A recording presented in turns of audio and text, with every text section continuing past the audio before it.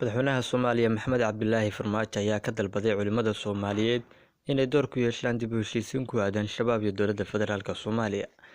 Madaxweynaha oo ka hadlayay shirka culimada ee Muqdisho ka socda ayaa sheegay haddii ay suurtagal tahay in dowladda iyo shabaab ay wada hadal siiyaan oo ay ka shaqeeyaan culimada arrintaasi ay tahay mid wanaagsan.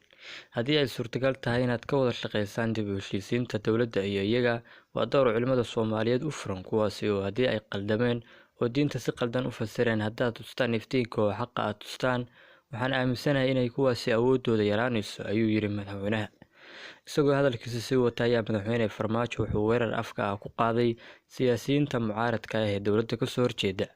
Marka laga hadlayo dowladnimada dhan, in geedka jirida loo gooyo oo loo diido xasilooni oo la bilaabo waxyaabaha aan naqaano oo qalalaasa siyaasadeed iyo khilaafaad oo laga hadlo dowladda oo dhan in la bedelo oo loo tago beesha caalamka oo lagu dacweeyo, taasi waxa weeye dumin ee ma ahan mucaarad.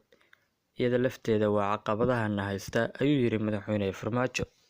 Xamse Kaafi Axmed, wararka telefishinka caalamiga ee GBC.